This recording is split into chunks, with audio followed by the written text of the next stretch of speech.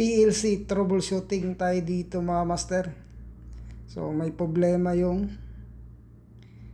signal ng level sensor namin na analog mga master. So hindi nagbibigay ng signal ng accurate. Kaya ito ang tinotroubleshoot ko ngayon mga master. Kung paano ko siya tinotroubleshoot. So ito pala yung tangke namin master ng Celos. So ingredients to ng injection machine namin. So may tatlong tangke siya mga master. So kung makikita nyo, naka 100% yung basa ng level sensor niya sa analog signal niya na galing doon sa level sensor sa may tangke mismo.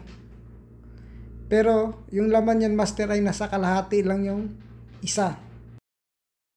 So dito mga master, ito yung electrical diagram niya. Itong level sensor na to master ay may dalawa siyang output na signal. Yung isa ay digital, tapos yung isa ay analog.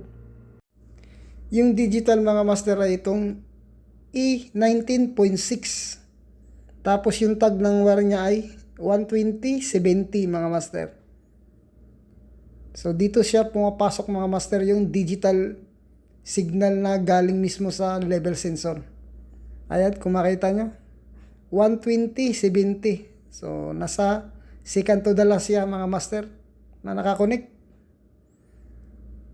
So dito mga master, itong number 6 na to na may ilaw.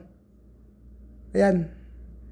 Yung baba ay power. Tapos yung number 6 ay yan yun mga master. Yung 120/70 na digital input galing sa level sensor. So may signal siya galing dun sa level sensor. Ngayon master, babalik tayo dito sa electrical diagram niya.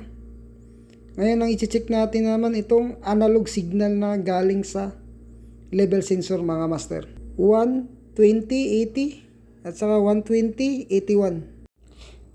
Dito siya pumapasok sa analog input module na to.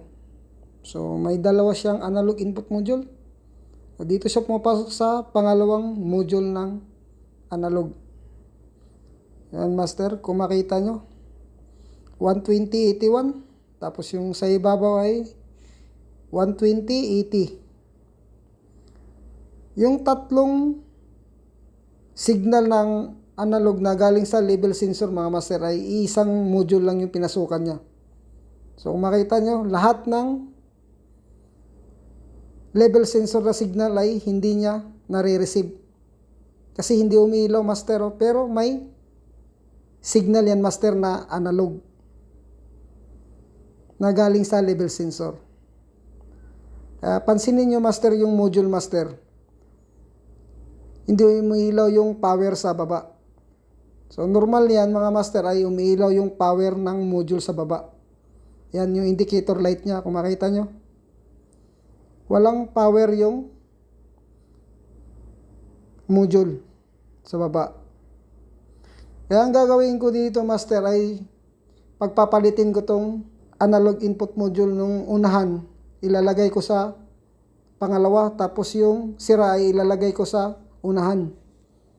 So gusto ko lang ipakita sa inyo na module talaga ang problema nito mga master. So kanina hindi umiilaw yung indicator light ng analog.